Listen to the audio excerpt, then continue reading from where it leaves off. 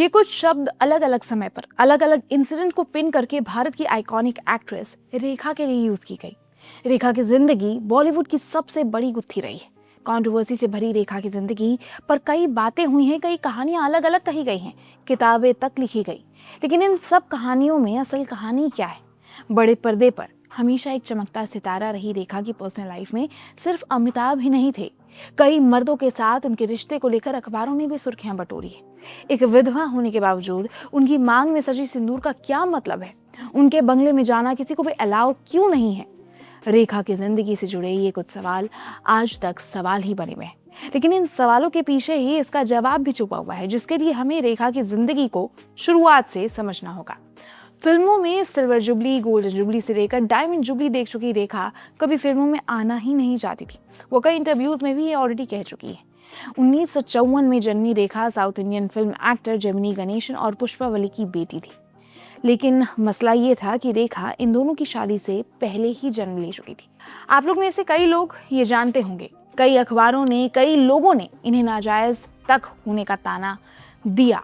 कई इंटरव्यूज में रेखा ये बात कह चुकी है कि रेखा का उनके पिता जेमिनी गणेशन के साथ कभी भी बाप बेटी का रिश्ता नहीं रहा। उन्हें पिता का प्यार क्या होता है इसके बारे में कभी पता ही नहीं चला। घर चलाने के लिए मां पुष्पावली ने 3 साल की रेखा को फिल्मों में काम करने के लिए मजबूर किया। रेखा के पास कोई भी ऑप्शन नहीं था, उन्हें मजबूरन फिल्मों में काम करना पड़ा। लेकिन जब रेखा 14 साल की हुई तब उनके साथ एक बड़ा हादसा हुआ। कई जगह इसका जिक्र भी है। 1969 में रेखा अपनी मां के साथ हिंदी फिल्मों में किस्मत आजमाने मुंबई पहुंची। यहाँ उन्होंने पहली फिल्म अनजाना सफर साइन की, जिसके हीरो विश्वजीत थे। रेखा के मुताबिक उन्हें और विश्वजीत के बीच एक किसिंग सीन की जानकारी नहीं दी गई थी। लेकिन एक दिन जैसे ही डायरेक्टर ने एक्शन बोला, विश्वजीत ने रेखा को 1 मिनट नहीं, 2 मिनट नहीं, बल्कि पूरे 5 मिनट तक किस किया। 14 साल की रेखा सन्न रह गई। इस धोखे पर उनके आंसू निकलते रहे, लेकिन मुंह से एक शब्द नहीं निकल पाया। कहते हैं कि इस बात की जानकारी जब सेंसर बोर्ड को पता चली तो उन्होंने इस मूवी को रुकवा दिया। जिसके बाद रेखा ने अपनी पहली मूवी शूट की, सावन भादो। उनकी पहली फिल्म सावन भादो 1970 के हीरो नवीन निश्चल थे। सेट पर दोनों के बीच नजदीकियां बढ़ी, लेकिन नवीन उस समय पहले से ही ऑलरेडी शादीशुदा थे, इसीलिए ये रिश्ता शुरू होते ही खत्म हो गया। इसके बाद रेखा का नाम जुड़ा जितेंद्र के साथ। उस समय रेखा अपनी चुलबुली इमेज के लिए जानी जाती थी। कहा जाता है कि रेखा जितेंद्र के लिए काफी ज्यादा सीरियस भी थी। लेकिन इस प्रेम कहानी के हमेशा 2 एंगल निकले। एक एंगल में ये बताया गया कि एक दिन जितेंद्र ने किसी से बात करते हुए कहा कि वो रेखा को बस एक टाइम पास के तौर पर ही समझते हैं, जिसे रेखा ने सुन लिया और वो ये सुनकर काफी ज्यादा शॉक हो गई थी। जबकि दूसरा एक एंगल ये भी माना जाता है कि जितेंद्र अपनी बचपन की दोस्त शोभा कपूर को जुबान दे चुके थे। जितेंद्र ने कभी रेखा को वो दर्जा नहीं दिया जिसकी वो उम्मीद कर रही थी, जिससे रेखा को काफी ज्यादा गहरा धक्का भी लगा। रेखा के जीवन का सबसे दुखद मोड़ विनोद मेहरा के साथ आया। खबरों और बायोग्राफी के अनुसार रेखा और विनोद मेहरा ने कोलकाता में गुपचुप तरीके से शादी भी कर ली थी। जब विनोद रेखा को लेकर मुंबई अपने घर पहुंचे तो विनोद की मां ने रेखा को एक्सेप्ट करने से मना कर दिया। कहा जाता है कि विनोद की मां ने रेखा को मारने के लिए चप्पल तक निकाल लिए थे। विनोद मेहरा अपनी मां के खिलाफ नहीं जा सके और ये रिश्ता वहीं खत्म हो गया। हालांकि सालों बाद सिमी ग्रेवाल के शो में रेखा ने शादी को सिरे से नकारते हुए विनोद को सिर्फ एक अच्छा दोस्त बताया था। इसके बाद शुरू होती है अमिताभ और रेखा की कहानी। 1976 में फिल्म दो अनजाने के सेट में इन दोनों की लव स्टोरी की शुरुआत हुई। उस समय अमिताभ ऑलरेडी शादीशुदा थे। शुरुआत में दोनों गुपचुप तरीके से मिला भी करते थे। कहा जाता है कि वो रेखा की सहेली के बंगले में मिलते थे। 1981 में आई फिल्म सिलसिला इस रिश्ते का सार्वजनिक कबूलनामा भी मानी जाती है। अब हालांकि ये आज तक नहीं मालूम पड़ा कि अमिताभ, रेखा और जया बच्चन ने इस फिल्म के लिए हामी कैसे भर दी थी। हालांकि अमिताभ ने कभी इस रिश्ते को एक्सेप्ट नहीं किया, लेकिन रेखा ने कई इंटरव्यूज में इशारों में सब कुछ एक्सेप्ट कर लिया। इस लव स्टोरी की आखिरी दास्तान फिल्म कूली साबित हुई थी। जब शूट के दौरान अमिताभ बच्चन को चोट लग गया था, तब रेखा उन्हें देखने अस्पताल भी पहुंची थी, लेकिन उन्हें मिलने नहीं दिया गया। इसी घटना के बाद दोनों के रास्ते हमेशा के लिए अलग हो गए। हालांकि कहते हैं कि नीतू कपूर और ऋषि कपूर की शादी में रेखा जब सिंदूर पहनकर आई थी तब हर कोई दंग रह गया था।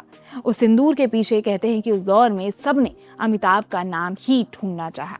हालांकि रेखा आज भी अपनी मांग में सिंदूर लगाती है और जब उनसे पूछा जाता है कि ये किसके नाम का सिंदूर है तो वो कहती हैं कि ये उन पर अच्छा लगता है और ये उनकी संस्कृति का एक हिस्सा है।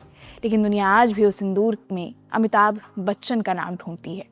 खैर, हमसफर की तलाश में हमेशा धोखा खाती रही रेखा अब रिलेशनशिप से थक चुकी थी, लेकिन किस्मत को अभी और भी बहुत कुछ दिखाना था, बहुत सारे गहरे दुख देने थे।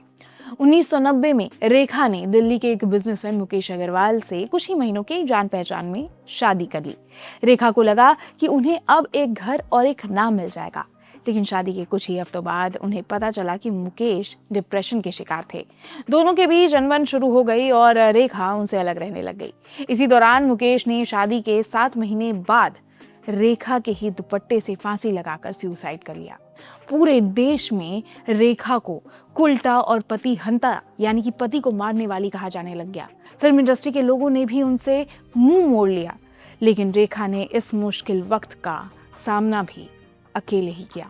हालांकि इसके बाद कहा जाता है कि मिड 90s में जब रेखा का करियर ढलान पर था तब फिल्म खिलाड़ियों का खिलाड़ी की शूटिंग के दौरान उनका नाम खुद से काफी छोटे अक्षय कुमार के साथ भी जुड़ा।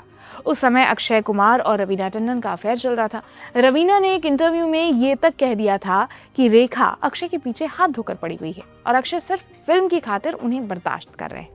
ये रिश्ता कभी भी सीरियस नहीं माना गया, बल्कि एक पब्लिसिटी स्टंट या फिर एक शॉर्ट टर्म अट्रैक्शन ही माना जाता है।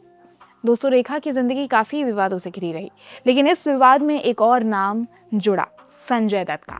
उनकी मां नरगिस दत्त ने कई बार दावे किए कि रेखा और संजय दत्त का अफेयर है। अब हालांकि इस अफेयर की क्या सच्चाई है आज तक किसी को भी नहीं पता। दोस्तों, रेखा को फिल्मों में तो बहुत शोहरत मिली, लेकिन पर्सनल लाइफ काफी ज्यादा दुख भरी रही।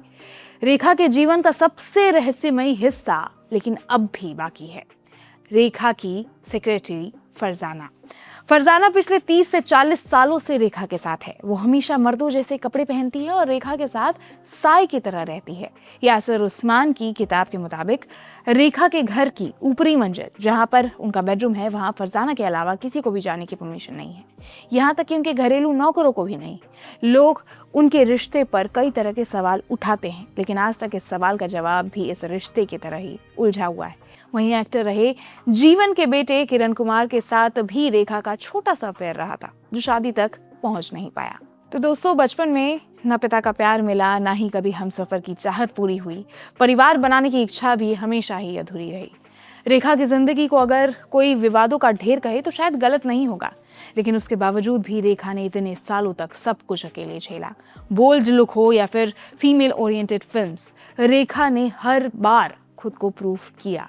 रेखा की ये पूरी कहानी है जो कि हमेशा अधूरी सी लगती है, लेकिन चकाचौंध की इस दुनिया में लगभग 180 से 200 फिल्में कर चुकी रेखा की अपनी जिंदगी जितनी दर्द भरी रही उतनी ही हिम्मत वाली भी रही।